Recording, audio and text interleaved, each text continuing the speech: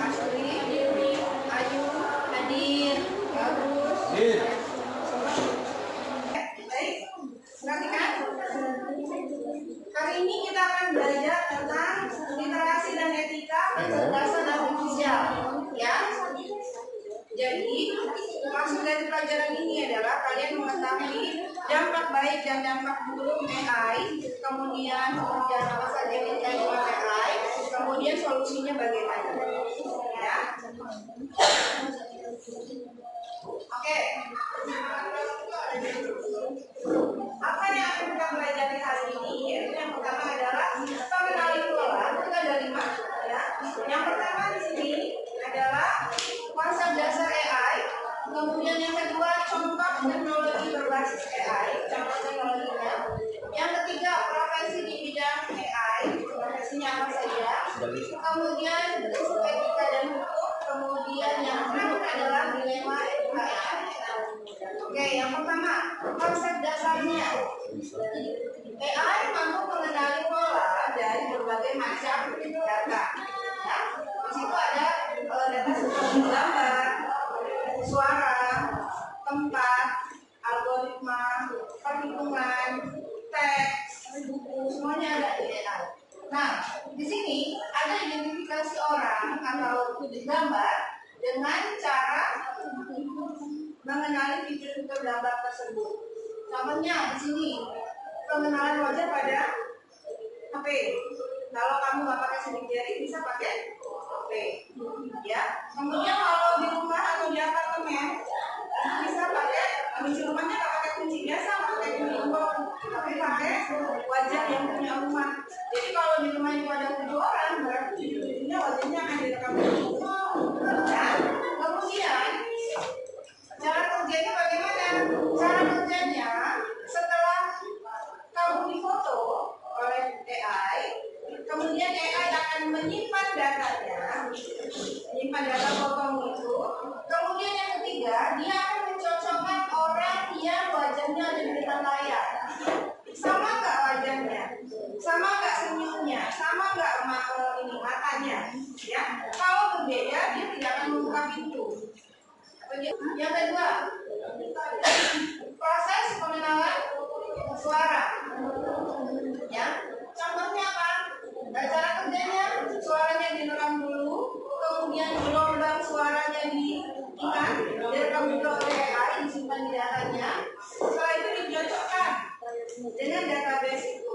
Misalnya, pengenalan suara, kalau kamu pakai Google Assistant, kamu mau nyari lagu misalnya, ya kan? Kamu mau nyari lagu, tinggal masuk ke Google, kemudian klik yang gambar mikrofon kan? Ya. Pernah nggak pakai itu? Nah, tinggal nyanyi di situ, meskipun dia suara kita pas-pasan, keluar juga lagu itu. Itu salah satu contoh pengenalan suara, ya. Kemudian yang ketiga, selanjutnya berbasis pengenalan suara dan suara. Oke, yang tadi. Kemudian yang untuk virtual assistant suara, Google Lens. Google Lens itu biasanya cewek-cewek yang suka pakai. Google Lens. Lensannya biasanya digunakan untuk nyari apa? Untuk apa? Ya, gambar apa? Gambar apa?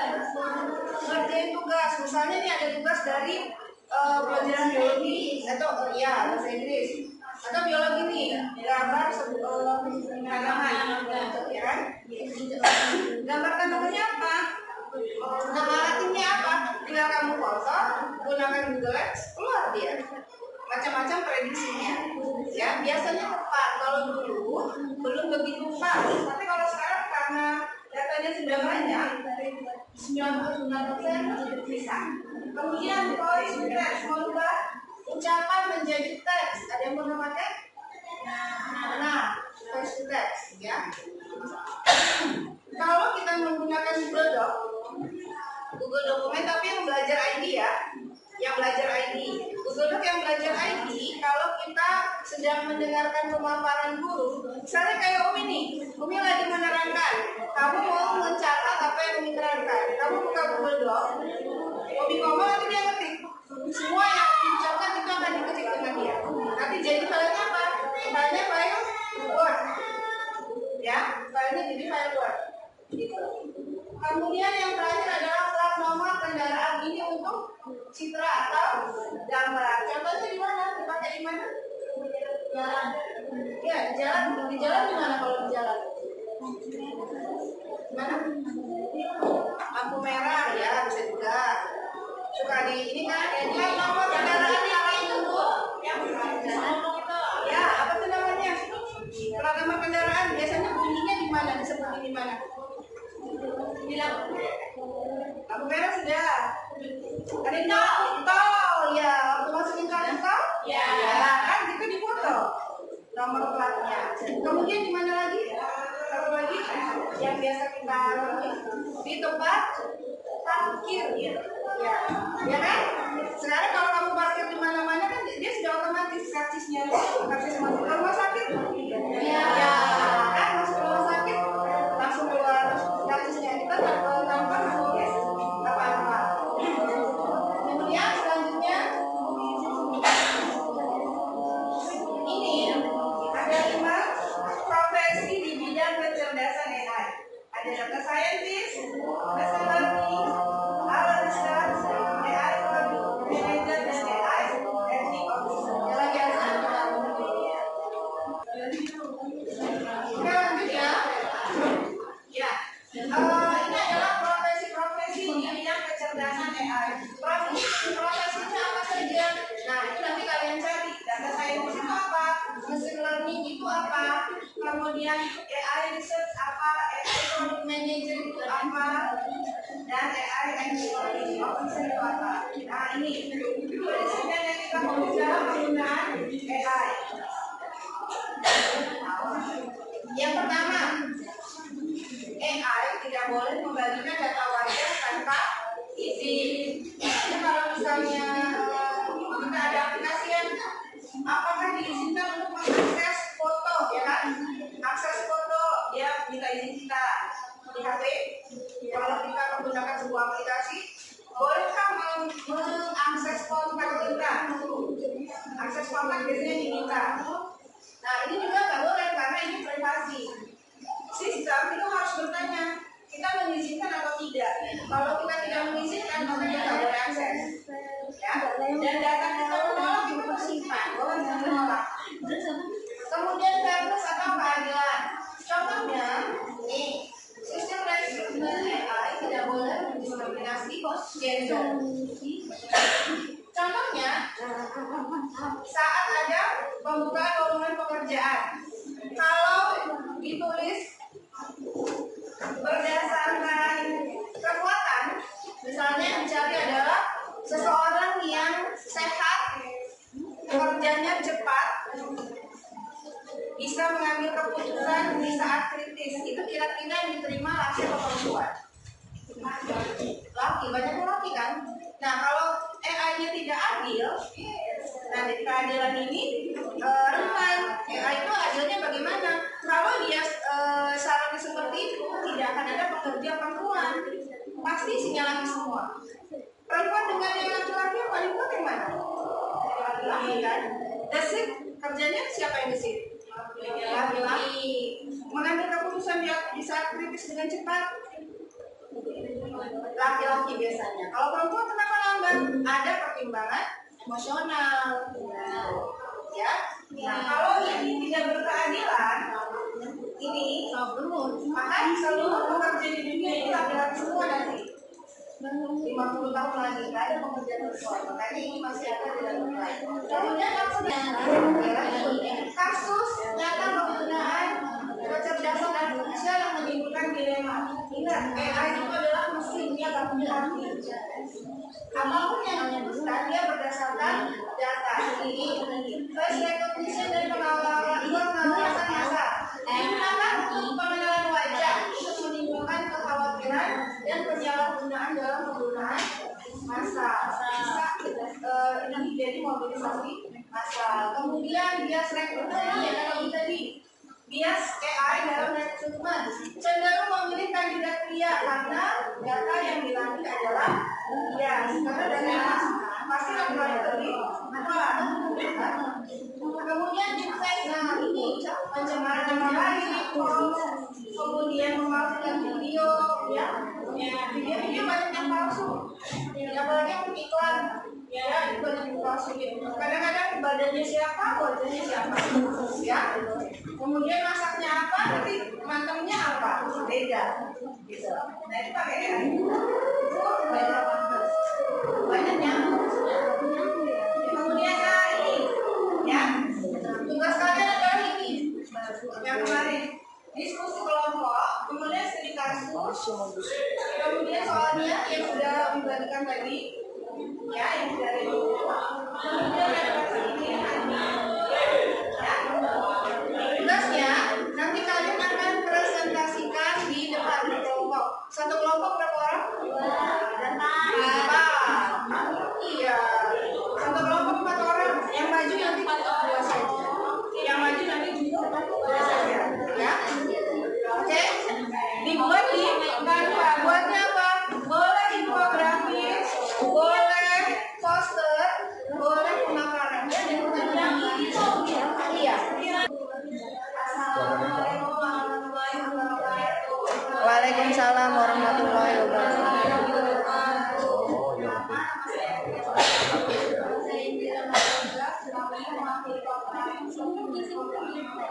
Carilah macam-macam jenis pekerjaan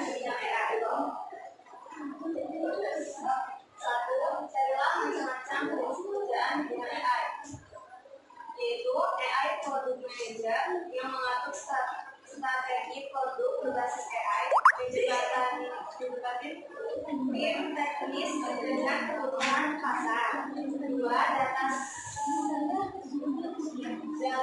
scientist menganalisis data dan membuat model prediksi. 3. AI software developer, yaitu mengembangkan aplikasi yang memanfaatkan AI. Dan 4. Robotics engineer, yaitu menggabungkan AI dengan robot, contohnya robot bersih. Dampak bidang kerja AI bagi manusia.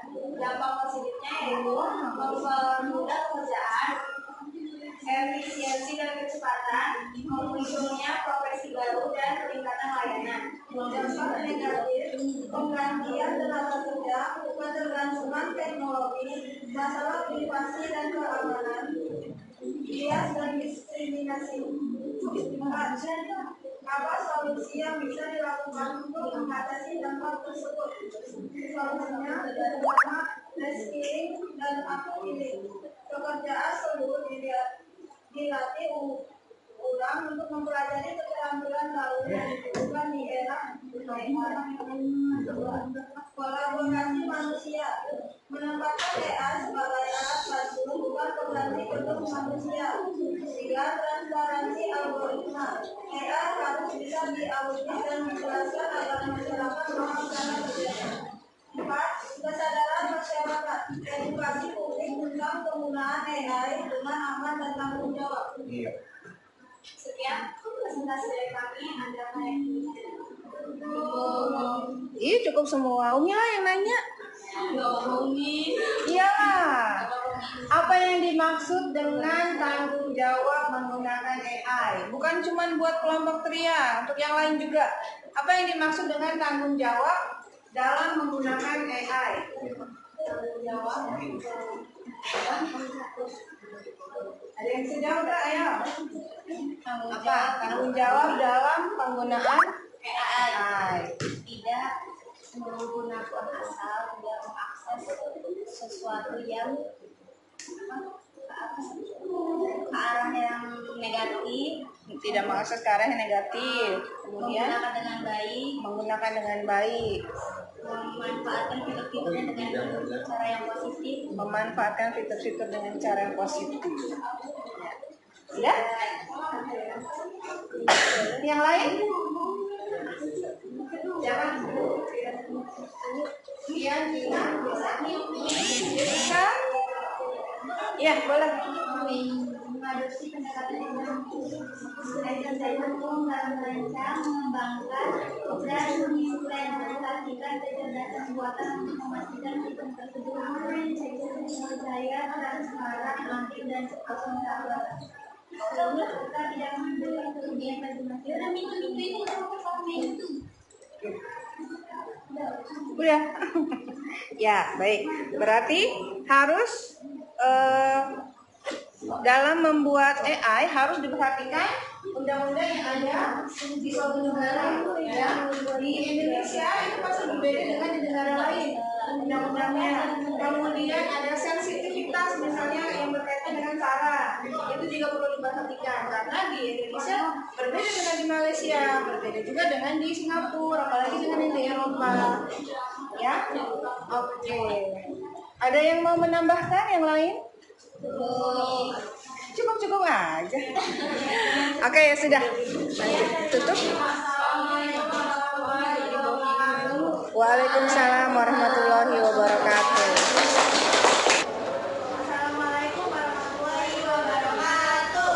Waalaikumsalam warahmatullahi wabarakatuh. Bukunya ngalangin itu. Di sebelah situ itu sampai papan tulis. Sebelumnya izin memperkenalkan diri, nama saya Pianita dan rekan saya di sini saya akan kami akan mempresentasikan hasil diskusi kami tentang macam jenis pekerjaan di bidang AI. Nomor 1, carilah macam-macam jenis pekerjaan di bidang AI. Nomor 1, AI engineer. 2, machine learning engineer. 3, data science. Terima kasih. Dari sini ada yang ingin bertanya? Baik, kami tutup. Wassalamualaikum warahmatullahi wabarakatuh. Waalaikumsalam warahmatullahi wabarakatuh. Oke, kasih hapus dulu. Warahmatullahi wabarakatuh. Waalaikumsalam warahmatullahi wabarakatuh. Kami dari kelompok 3 akan mempresentasikan hasil diskusi dari kelompok kami yang akan disampaikan oleh Macam-macam jenis pekerjaan di bidang AI. 1. AI berbasis layar atau meneliti algoritma baru dan model AI. 2. Big data engineer atau menangani data skala besar agar bisa diproses AI. 3. Computer vision engineer atau membuat sistem AI untuk mengenali gambar, video, wajah, objek, dan lain-lain. Suaranya di dari teman-teman semua. Apakah ada yang ingin bertanya? cukup. Ada yang mau bertanya? Cukup? Oke, sudah. Silakan ditulis. Kami akhiri. Wassalamualaikum warahmatullahi wabarakatuh. Waalaikumsalam warahmatullahi wabarakatuh.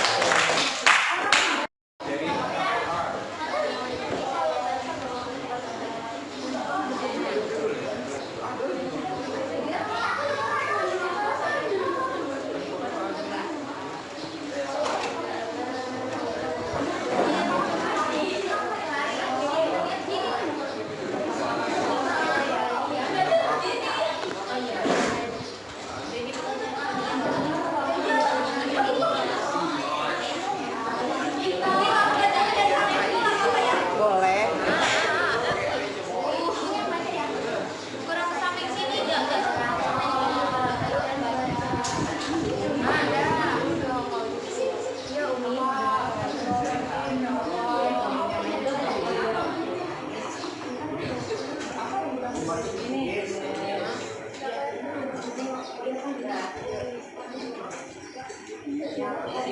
Assalamualaikum warahmatullahi wabarakatuh. Waalaikumsalam warahmatullahi wabarakatuh.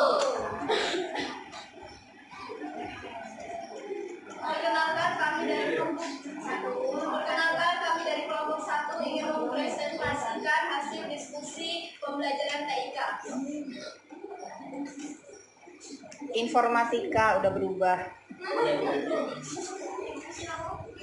Yang pertama, macam-macam jenis pekerjaan di bidang artificial intelligence.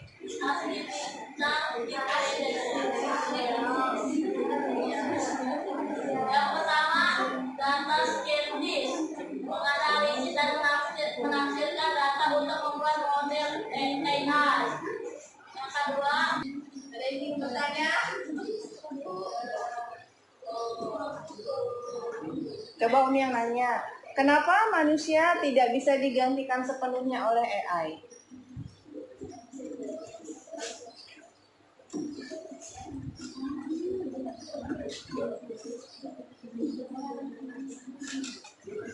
Misalnya nih, kalian kan bisa belajar dari AI ya, pelajaran gitu kan. Nanya dengan AI dijawab, nanya PR dijawab. Tapi AI itu tetap tidak bisa menggantikan peran guru. Kenapa? Karena tidak langsung beradaptasi. Karena tidak langsung beradaptasi. Terus, yang lain? Menurut kalian apa tuh? Tidak nyata. Iya, dia berjawab berdasarkan data yang masuk. Ya, kalau datanya tidak ada di library-nya AI, dia nggak bisa jawab. Ada lagi? Ada yang paling penting? Ayo, siapa yang bisa jawab? Yang paling penting apa? Kenapa AI tidak bisa menggantikan guru walaupun AI itu pintar banget gitu kan? Karena AI tidak punya hati.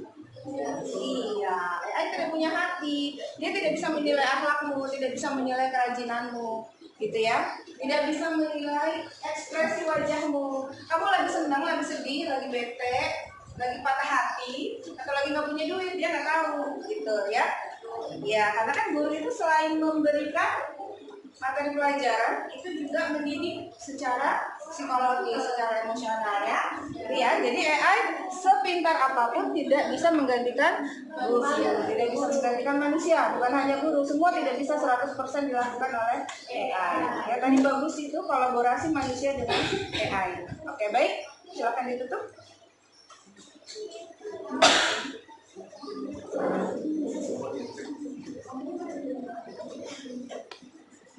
Sekian presentasi dari kami, kurang lebih mohon maaf. Kami akhiri. Wassalamualaikum warahmatullahi wabarakatuh. Waalaikumsalam warahmatullahi wabarakatuh. Assalamualaikum warahmatullahi wabarakatuh. Waalaikumsalam warahmatullahi wabarakatuh. Di sini kami akan menjelaskan tentang macam-macam jenis pekerjaan di bidang AI. Yang pertama,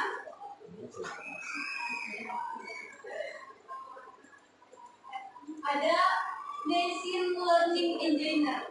Yang kedua, data scientist. Yang pertama tadi itu tugasnya membuat dan mengoptimalkan model AI.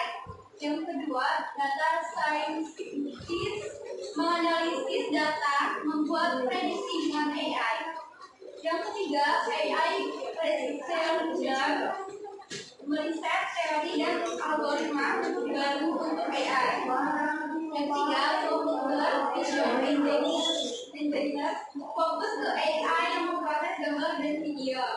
Yang terakhir, NLP engineer itu membuat AI yang bisa paham dan pakai bahasa manusia. Contoh chatbot. Dampak positif AI. Yang pertama, peningkatan produktivitas dan efisiensi. Yang kedua, pengembangan keterampilan. Yang ketiga, peningkatan kualitas dan inovasi. Yang keempat, pengalaman belajar yang Personalisasi. Dampak negatif AI. 1. Hilangnya lapangan kerja. 2. Ketergantungan berlebihan. 3. Risiko keamanan data dan privasi. 4. Bias dan diskriminasi. Solusi dari dampak negatif AI. Hilangnya lapangan kerja. 1. Pemerintah dan perusahaan menyediakan program pelatihan ulang, reskilling dan upskilling agar pekerja bisa pindah ke bidang baru. 2. Ketergantungan berlebihan. Mendorong pendidikan yang melatih berpikir kritis dan kreativitas manusia. 3. Risiko keamanan data dan privasi. Gunakan enkripsi data dan sistem keamanan ketat. 4. Bias dan diskriminasi. Gunakan data set yang yang beragam dan seimbang supaya AI tidak berat sebelah. Kesimpulan dari pandangan masa depan. Menyongsong masa depan, teknologi berarti siap mengadaptasi dan perkembangan yang membawa banyak manfaat. Namun tetap bijak agar dampak negatifnya bisa diminimalisir. Bersiap untuk inovasi berikutnya adalah kesempatan untuk memperbaiki dunia. Gunakan pengetahuan dan skill kalian untuk mengatasi tantangan global. Kata-kata dari kami, jangan hanya menjadi penonton, tapi jadilah pencipta dan pemimpin dari inovasi baru. Oke. Oke,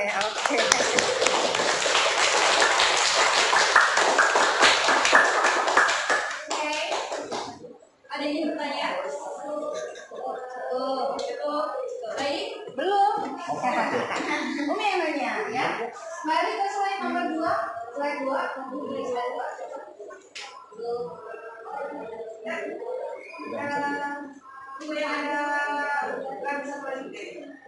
Nah ini ada data scientist, ada AI research, ada computer vision engineering, ada NLP. Coba sebutin data scientist biasanya kalau digunakan di kehidupan sehari-hari itu penerapannya apa? Data scientist itu kan mengumpulkan data, ya kan? Nah data scientist itu contohnya apa? Mengumpulkan data.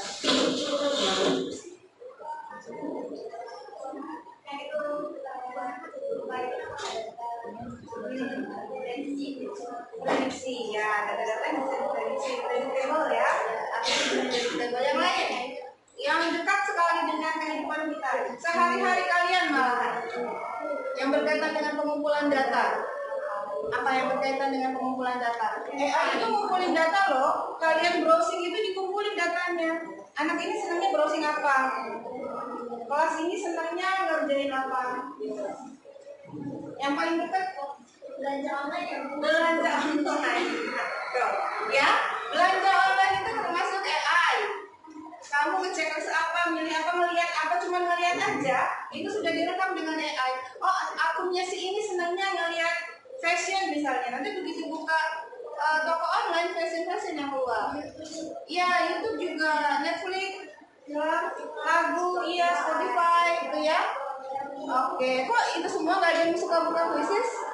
Nggak ada yang suka bukain classroom? Oke, baik itu saja. Dari Umi itu, yang lain ada tambahan? Tidak ada, oke? Baik, sekian presentasi kami. Terima kasih. Wassalamualaikum warahmatullahi wabarakatuh. Waalaikumsalam warahmatullahi wabarakatuh. Terakhir ya? Oke, kelompok terakhir.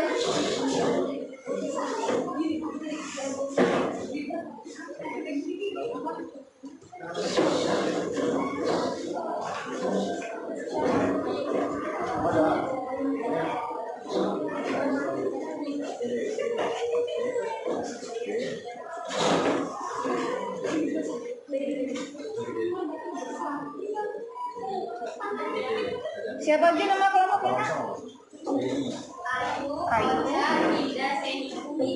Ayu, Ocha,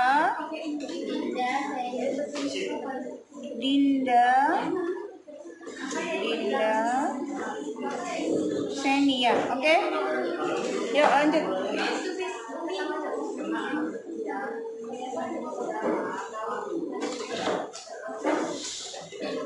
Assalamualaikum warahmatullahi wabarakatuh. Waalaikumsalam warahmatullahi wabarakatuh. Ini kita akan berbicara dari kelompok.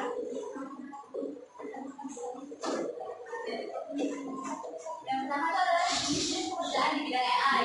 Yang pertama ada macam-macam jenis pekerjaan di bidang AI. Yang pertama AI engineer, yaitu merancang dan mengembangkan sistem AI. Yang kedua robotic engineer, mengembangkan robot pintar untuk industri atau medis. Dan ada AI researcher, meneliti algoritma dan model baru di bidang AI. Yang kedua itu dampak bidang kerja AI bagi manusia. Ada dua, yaitu dampak positif dan dampak negatifnya. Yang dampak positifnya yaitu mempermudah pekerjaan atau otomatisasi efisiensi membantu di bidang kesehatan seperti diagnosis penyakit dengan cepat, dan membuka lapangan kerja baru di bidang teknologi, serta mendukung pendidikan transportasi hingga keamanan. Dampak negatifnya yaitu satu, hilangnya beberapa pekerjaan manusia karena digantikan mesin robot. Yang kedua, ketergantungan pada teknologi membuat keterampilan manual berkurang. Ketiga, resiko penyalahgunaan. Contohnya, deepfake, cyber crime. Masalah etika dan privasi data. Solusi untuk mengatasi dampak tersebut yaitu steering dan harmonisasi bekerja mengurangi kecacatan baru agar tetap relevan. Kedua, kolaborasi manusia. AI dipakai untuk membantu, bukan sepenuhnya menggantikan manusia. Yang ketiga, kebijakan dan regulasi pemerintah membuat aturan jelas tentang penggunaan AI, privasi, etika, keamanan. Pendidikan step ini yaitu memperkenalkan literasi digital dan AI agar generasi muda siap menghadapi perubahan. Yang kelima, etika dan tanggung jawab, yaitu berusaha bagi mengembangkan AI yang transparan, adil, dan tidak merugikan masyarakat. Sekian presentasi dari kami. Apakah ada yang mau menanyakan? Ayo yang mau tanya atau mau komentari atau menambahkan boleh? Ada? Nggak ada, oke. Sekian presentasi dari kami akhiri. Wassalamualaikum warahmatullahi wabarakatuh. Waalaikumsalam warahmatullahi wabarakatuh. Oke, baik, terima kasih. Semua kelompok hari ini sudah presentasi. Nanti akan ada refleksinya akan dikirimkan, dikerjakan besok, ya, nanti diajukan. Supaya kalian lebih paham lagi hal-hal yang berkaitan dengan AI. Jadi literasi tentang AI itu memang sangat dibutuhkan ya. Bukan cuma tahu kerjaannya apa, tapi dampaknya apa. Dan kalian harus mempersiapkan diri karena zaman AI itu nanti zamannya kalian. Kalian yang akan jadi pelaku AI-nya nanti. Kalau sampai terlindas zaman, kamu nggak bisa ikut kemajuan, malah tertinggal. Ya, oke, baik. Kita akhiri pelajaran kita hari ini. Assalamualaikum warahmatullahi wabarakatuh. Waalaikumsalam warahmatullahi wabarakatuh. Oke, ya, silakan kembali ke kelas. Ya. Bagus, belum selesai ya? Dikit istri saya nih. Iya, di shutdown aja. Di shutdown aja. Oke. Ya, nggak apa-apa, pelan-pelan aja ngerti.